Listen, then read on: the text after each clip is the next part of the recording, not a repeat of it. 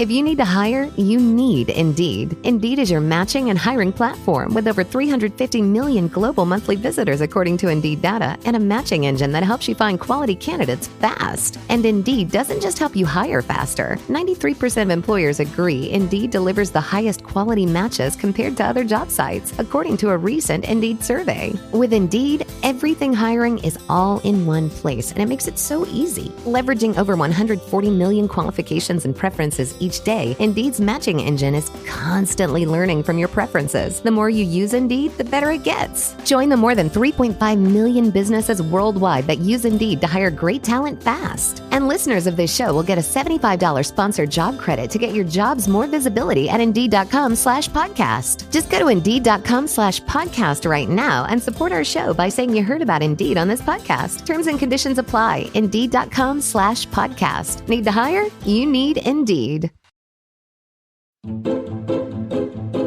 Welcome to Sugar-Coated Murder Podcast, a brilliant true crime podcast hosted by two zany sisters, all while baking up delicious treats in their kitchen. Here are your podcast hosts, Karen Devaney and Ann Varner.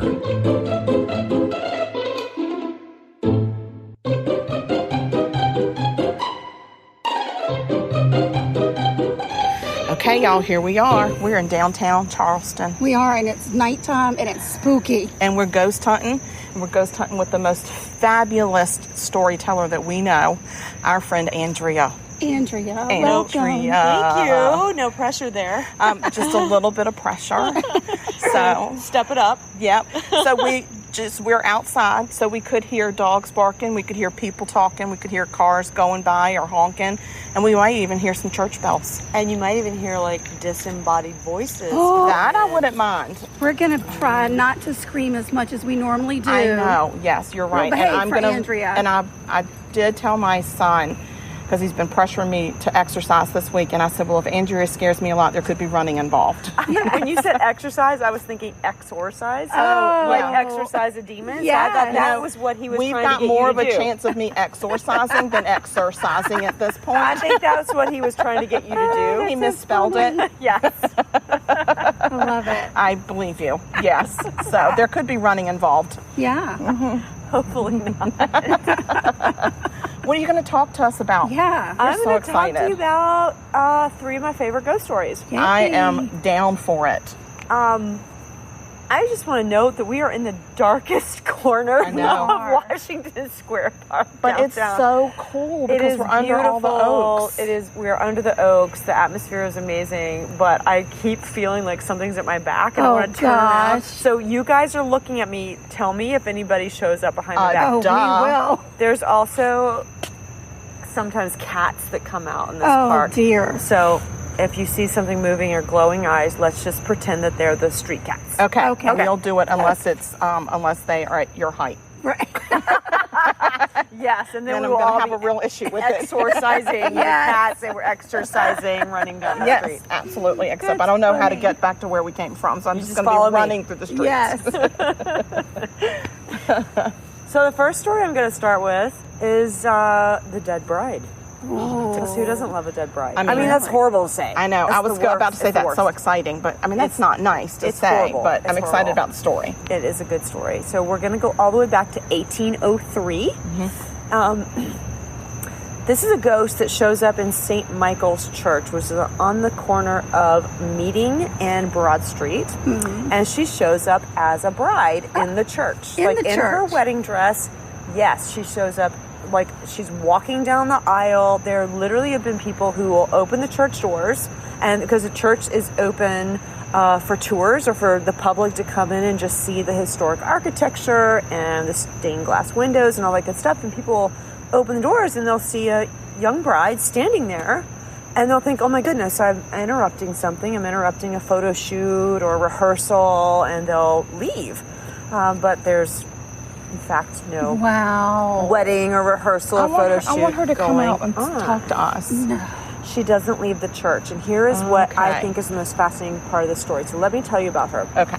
Her name is Harriet Mackey, and when she was, I think when she was really young, her mother passed away, And when she was only 11 years old, her father passed away. Oh, wow. Harriet. I know. And she was an only child.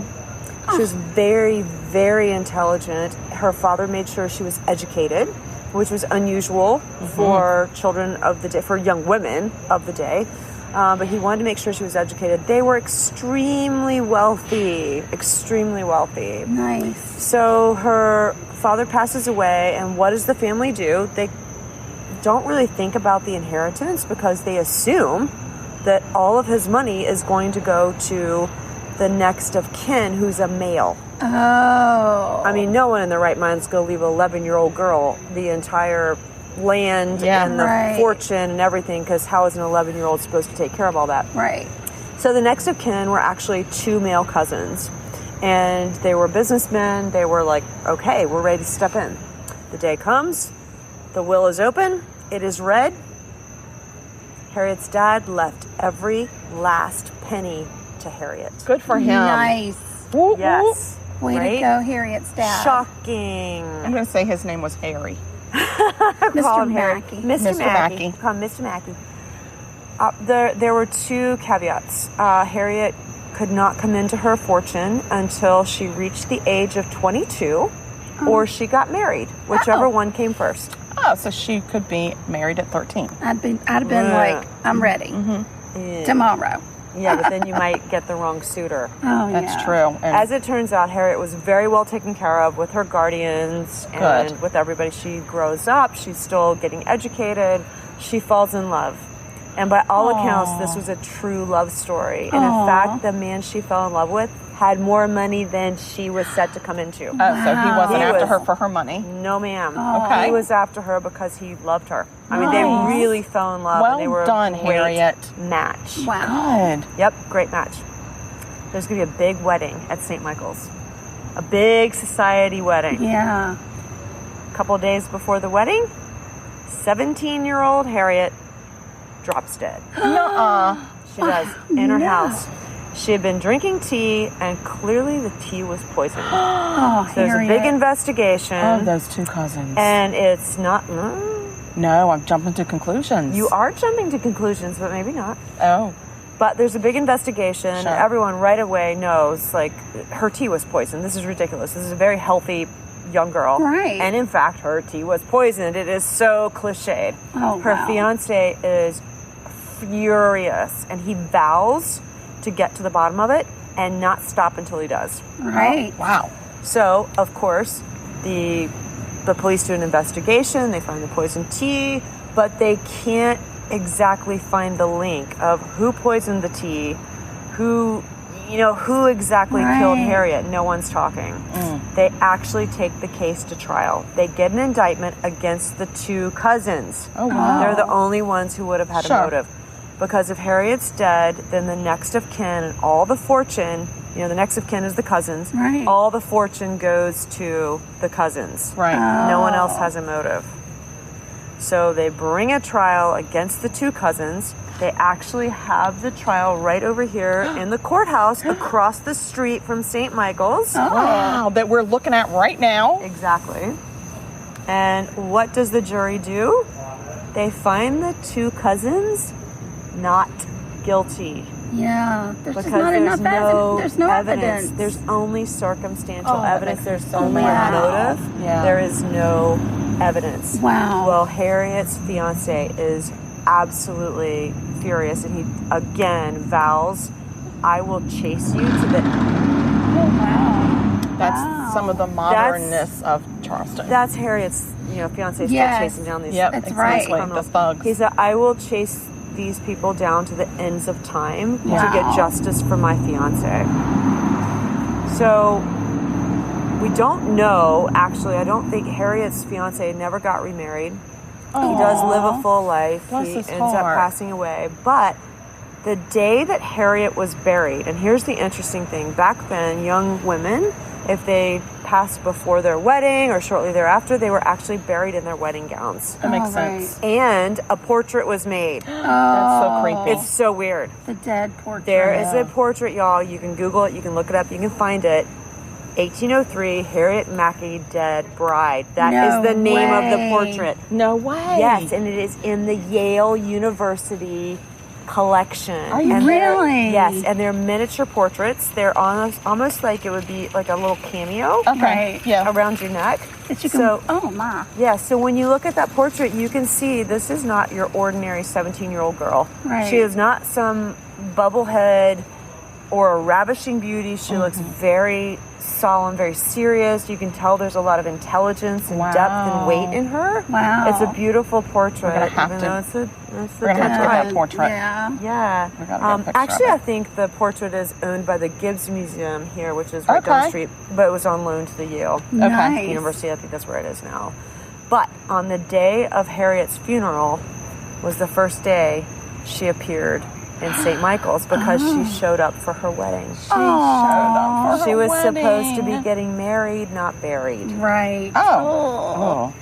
There's the name of a podcast. Yeah. Married, Not Buried. That is a great one. That's ours. Trademark. But she did. She showed up in her full wedding dress, her full regalia, and walked down the aisle. And that's where she is seen ever since. She is not seen outside of St. Michael's. Oh, wow. Wow. So here's a question I have for everybody on this one. That was 1803, y'all. Yeah. Right. It is 2021, whatever year we're in right now. Right. Something. Why is Harriet still there? Because clearly her fiancé has passed away by now, one would hope. Otherwise, he'd be several hundred years old. Unfinished business. Yeah. Yes, but once he passed away, she could have joined him in spirit and they could have been married. But I think he has unfinished business too. Oh. I think so too. He is still hunting down those two cousins because he vowed to cross. So maybe he's not at rest, and when he finally finds them, he'll be and at brings rest. justice to them. Then she'll be at rest. Oh, I just gave myself the willies. You know what I think? I think when that happens, we are going to see a carriage drive down Meeting Street, a wedding carriage, and we are going to see her fiancé step out of it. No. And he is going to go into St. Michael's. Oh, I got the chills. I have chills too. Oh, my God. And he is going to claim his bride. Oh, my God. He is going to escort her out of St. Michael's, and we will never see them again. Wow. I want to be at that wedding. Oh, my God. There is a carriage over there. Right now. Except it's got a lot of people. I know. Oh, there's a carriage tour. Oh, I got the chills. Oh, my hair is standing on end. I know. Wow. Right? Mine does too. Every time I get to that point in the story. Yeah. Which I think there's some truth to that. I think so too. I love it. I feel like. So they never figured out what the hell happened. They know what happened. Have to Well, be they dead. know. They just don't know who did it. They can't. I think everyone knows the cousins did it. But then how do you get... They can't. They have to bring them to justice. They've never paid for it. But how do you do that now? Because obviously they're dead. Well, he's chasing them through hell. He's chasing them through. He said he was going to chase them across time. Yeah. Oh. I think there's some He's time traveling. quantum stuff going on here that we don't understand right now. I think he is chasing their souls. Wow. I really do. Love that. And he's going to make sure that they pay. Wow. And when justice is given to their souls, he will come get Harriet. Wow. I love it. And she's waiting. She's waiting. I just want to see her. Just want to see her so badly. So well, you might. Maybe one day. We'll walk past it before we leave. I know. You can peek in. Listen. Church bells There they ringing go. for Harriet. She's calling for you, sugar. No, I think the church is calling Harriet, saying, "Come on." No, I think that's Harriet ringing the bells, telling you. I'll go right in there and Come ask on, I'll Harriet, show "Are you." you here?" Let's go. In a minute. Like I'm gonna do that tomorrow at noon. I mean, I'll do it. I would walk in there if it's not dark. I don't like it dark. It looks like they turned the lights out. The lights were on, but they look like they're out. I know, it looks like they turned them out. That's rude.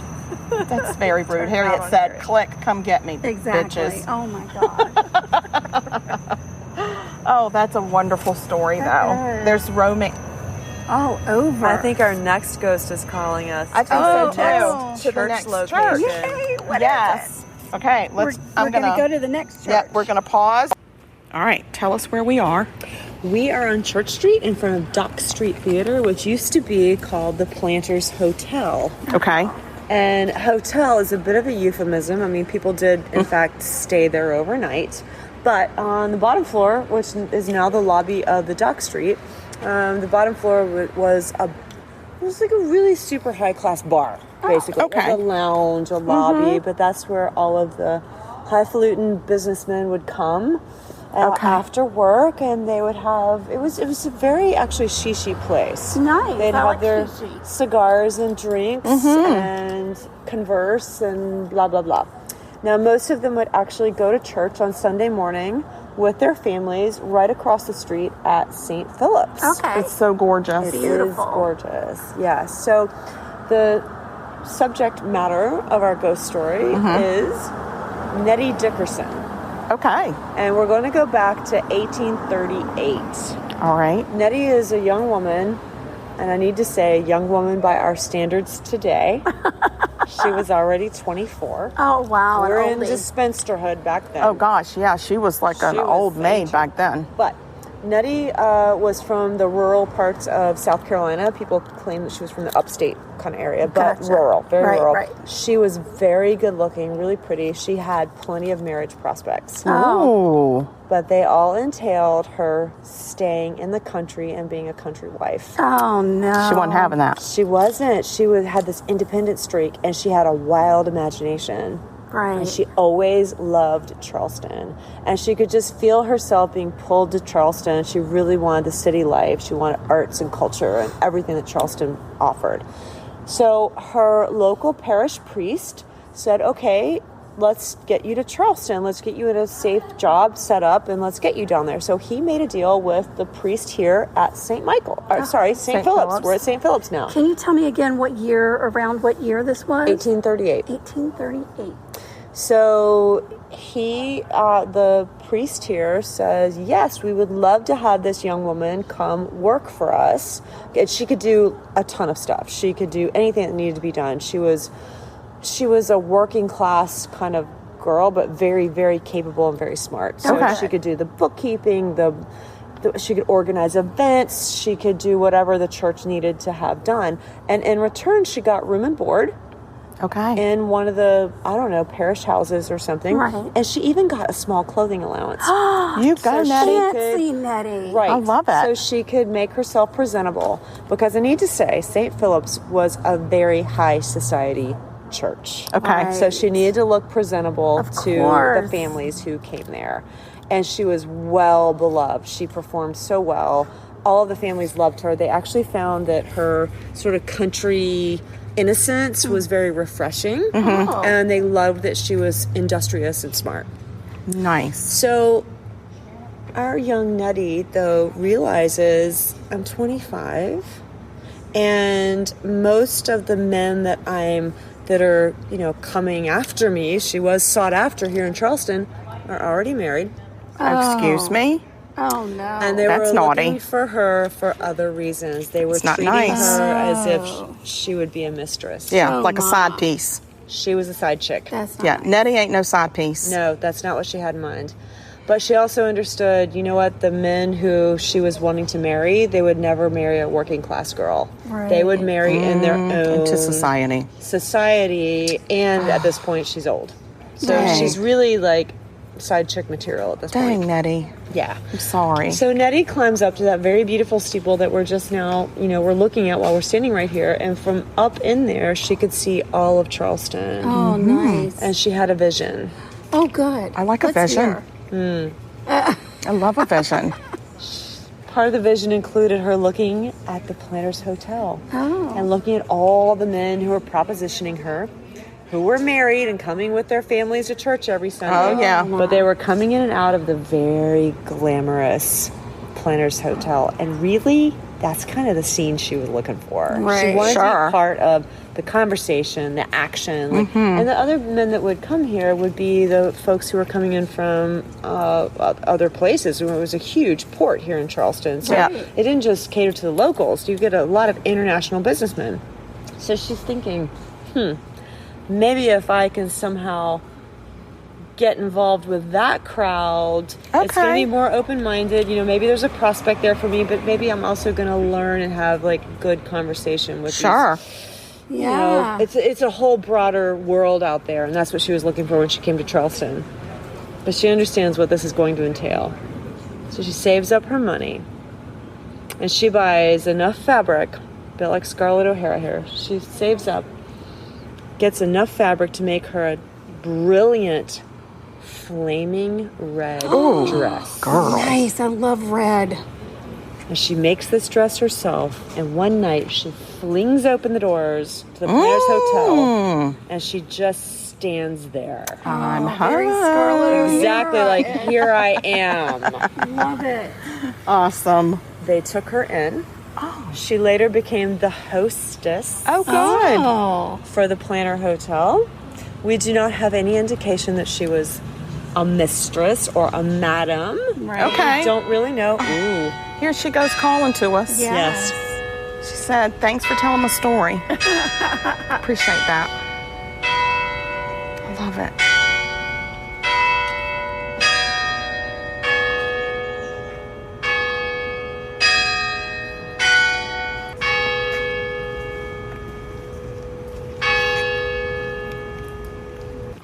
So Nettie actually becomes a smash hit over at the Planters Hotel, and she makes way more money than she ever made as the church mouse. Sure. Basically, Yeah, I right? can see that, She gets all the attention she's ever desired. She is living her life, Nice. much to the chagrin of St. Philip's. Oh. So the priest she used to work for would come by constantly and say, Nettie, you are on the wrong path. You have got to come back to church. And she's like, no way. Right. No way. Why would I bother?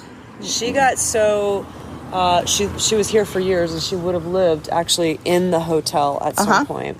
She became so brazen and so... She was very respected there. Right. But not respected on the streets. No, I wouldn't think so. But she did go to church every Sunday morning. Good for her. And as the years went on, she was met with more and more judgmental stares by the wives. I would imagine. Because they're like, you're entertaining my husband 6 days a week. I only get him on Sunday morning. Right. Well, honey, put on a red dress. So one night, Nettie, though, is really struggling inside because she still doesn't have a husband. She still is like, she's really loving this exciting life, but it's, it didn't turn out like she imagined. So one night she comes out here on this balcony, this wrought iron balcony, and the priest from St. Philip's comes by and he said, please, I have not given up on you. I'll never give up on you. You need to come home. You need to come back to St. Philip's, and you need to come back to your job. You give up this wicked way of life that you have right now. And a big thunderstorm broke out, and lightning started just going everywhere, right? And she stands up there on that balcony and she holds very firm her hands on the wrought iron, and she says, never. I will never come back. I am at home. No. And she gets struck down by lightning in that moment. That's amazing. And she dies. Oh, Nettie. But Nettie, I mean, that's her dramatic exit. Yeah. It is her Yes. dramatic exit. And she is constantly seen as the Dock Street ghost because this was the home she loved. So Planters Sure. Hotel was then later renovated into a theater, and people see her walking up the stairs in her ball gowns and her Nice. glamorous. Yeah, she said she's never leaving. And she loves it. So people will see a very glamorous ghost walking up there. Now, I will tell you one thing strange. Okay. They see her with her legs cut off beneath the knees. What the heck? But when they renovated the building, they changed the height of the floors. Oh. So she is still actually walking on the level of the floors that used to be there. Oh, that's so neat. Oh, that's crazy. Not what is there now. Oh. So when people So we see can't her see now, her. We can't see the bottom of her legs. you can't see her shoes and you can't see Okay. her calves, but you will see her from the knee up, walking as if she's in sort of the middle of the floor or up the stairs. Or if she's in a ball gown, we're not don't going need to to see see it it anyway. Wow. So we're good. That's amazing. She's actually a really popular, not popular ghost, but she's a very frequently seen ghost. So there's a lot of times when people are doing shows in the Dock Street, they're doing rehearsals, and a lot of times they use kids. Like if there's a big kids show or Christmas thing, and the kids who have no idea about this ghost story will come running home and tell their parents, I saw this lady in this beautiful ball gown, and she was walking up the stairs, but her She didn't have. She didn't have like full legs, and I thought it was part of the show. I thought it was something that they were tricking us on. Oh. And then the parents will say, "Well, we've heard there's the ghost." Oh, on the the street. kids never want to come back. Yeah. Some of They them quit like the show. don't want to come back, but some of them really want to come back and see her again. Exactly. So I actually think because Nettie's something of a showgirl, Okay. so she might feel really comfortable in a theater. Right. I mean, she was really, I would think so. perhaps an entertainer at heart and soul. Like maybe that's why she couldn't stay in the church. She wanted to be. Well, and if the you think center of about it, like attention. plays and shows, and they're looked at as being cultural and worldly, and so that still might be her jam. It totally is. Yeah, Totally is. that kind of that entertainment industry And part welcome. of society. Come in, step inside these doors and Yeah. step into another world. I love it. One that you can leave behind when Yeah, I love. That's a Nice. great story. That is a great story. Man, I love her. you leave. Nettie is near and dear to my heart. Yeah. I feel like get it. And I she's. don't feel the judgment. She was very severely judged by Charleston. Well, I feel bad for her because she shouldn't have do been too. judged. She Yeah. was ambitious before her time. Yeah. So Love it. rock on, Nettie.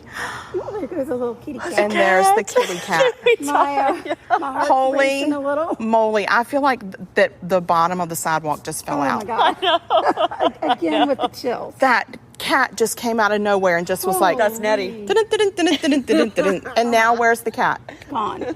Oh, going to the corner. Maybe she's going to church. No, maybe. That's so I think funny. they had saying like, "I will never." I will never go to church again. So as you were saying, talking about Nettie, and we're standing here, and I was leaning against the wrought iron gates of this cemetery. I'm brave. And as you were saying that, I could smell a very floral scent coming from behind me. And it was just very strong. But as soon as we saw that cat walk by, it's like a fan blew the scent away, and the scent is gone. Oh my gosh, you I were didn't even smelling- smell it. I No, I smelled didn't it either. so strong. It was. I kept thinking, do they smell that? Like, where is that coming from? And I know it was from behind me. I don't know if Nettie is just hanging out with some peeps back there or what, or if there's another ghost trying to get our attention. But I definitely could feel that. I could smell it so strong. Easily could have been a woman's perfume, like Nettie's perfume. Very or floral, like a another woman's perfume. Wow. Yeah. Especially back in those days where they used a lot of herbals and florals and stuff. So, yeah, so I Very just wanted cool. to point that out. All right, we're trekking. Okay, well, now we're at our third spot. I don't want to say it's our resting place because that's not. It's not your final resting place for sure. No. Well, this is just where we're taking a break. And we're going to chat a little. This is my favorite ghost story. Okay, so we're moving forward in the 1800s, and we have a young, saucy, sassy girl named Sally. Sally. And we are standing right now in front of St. Philip's Church. And Sally lived down the street. Now, today, it's well lit by street lamps. Sure. It would not have been back then. So imagine more like gas lanterns that are Right. just really on the porches or in the front doors of people's houses. They're Yeah. not really lighting the street. So this would have been pitch black, the Yeah. street. Oh my gosh. So Sally's having her debutante year.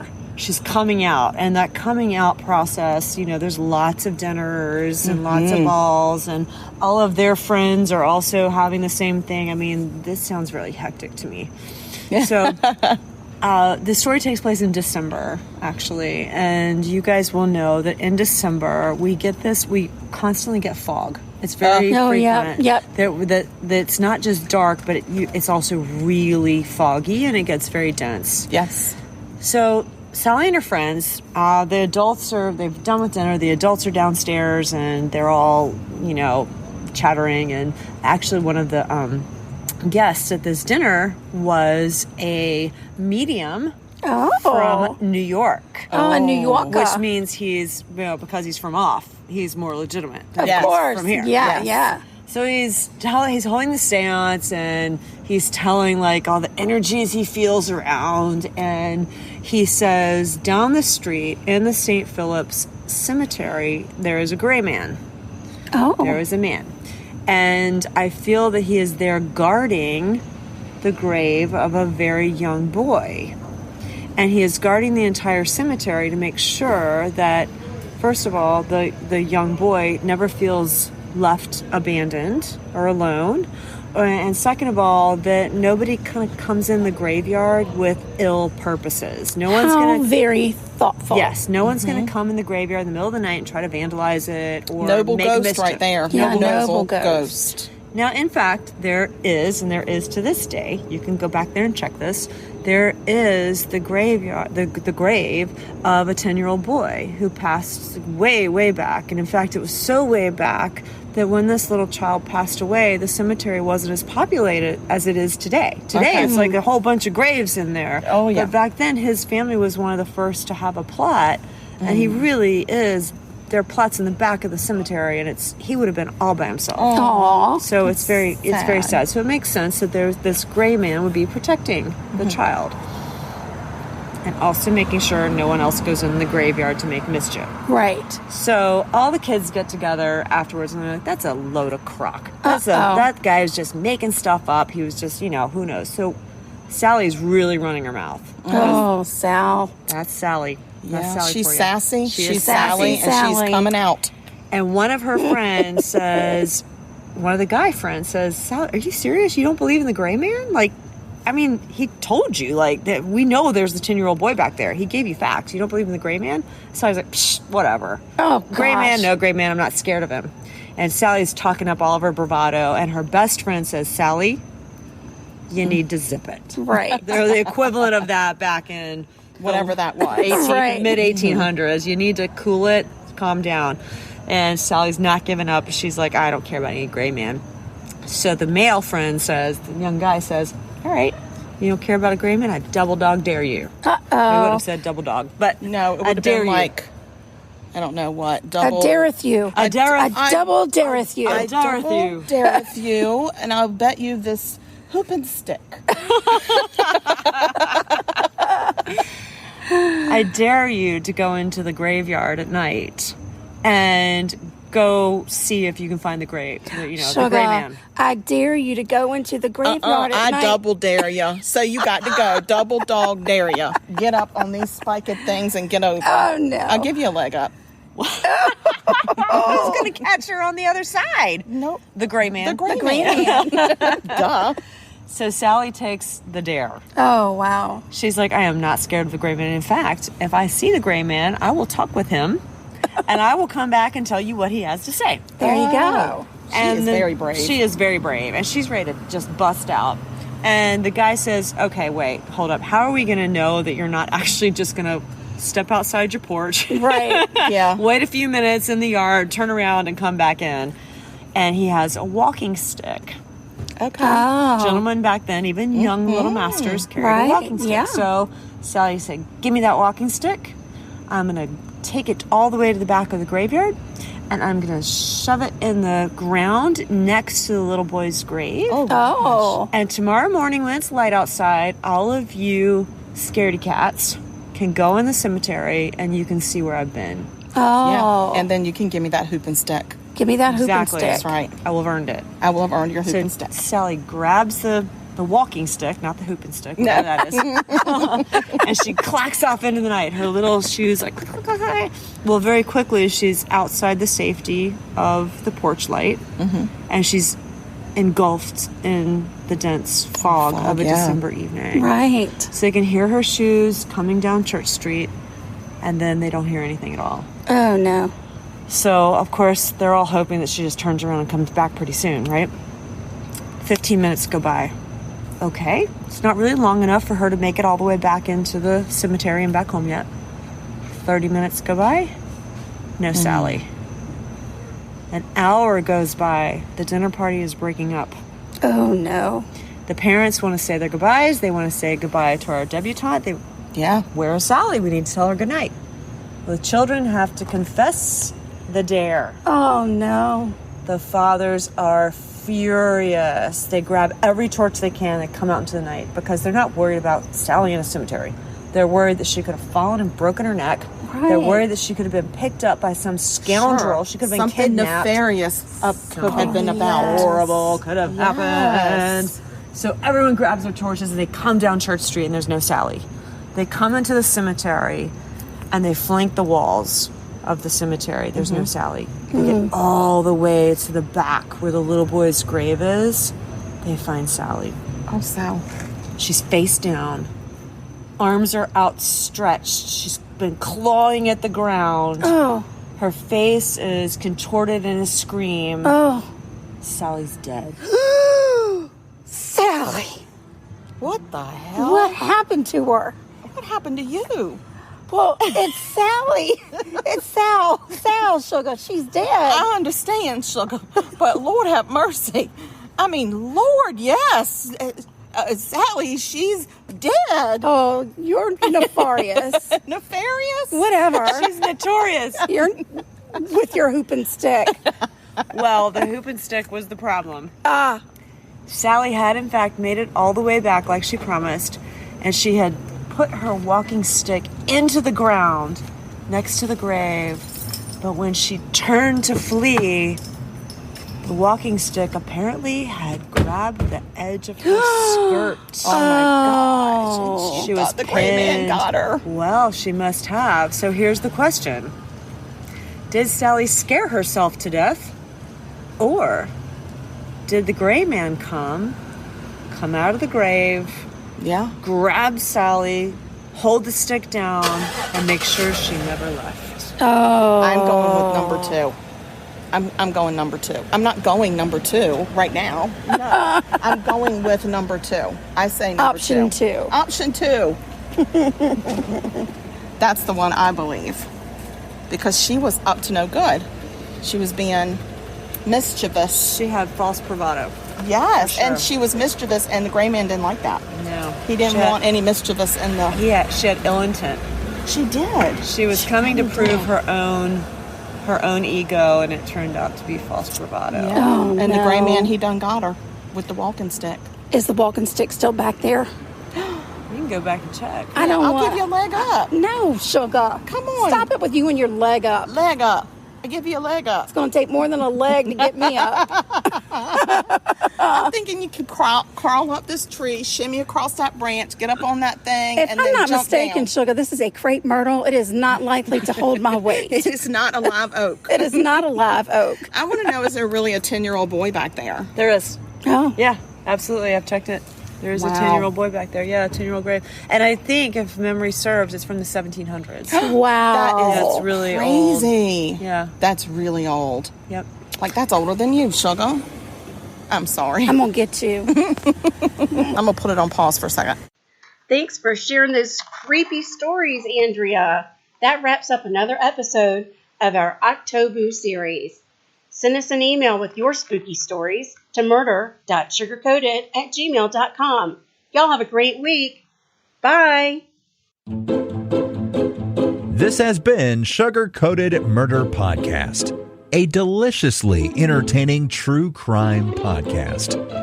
Like what you heard? You can always explore past episodes by visiting sugarcoatedpod.com. Don't forget to like our Facebook fan page and share with friends. Thanks for listening to Sugar Coated Murder Podcast. Thank you for listening to Believe. You can show support to your host by subscribing to the show and giving us a 5-star rating on your preferred platform. Check us out at Believe.com and search for BLEAV on YouTube.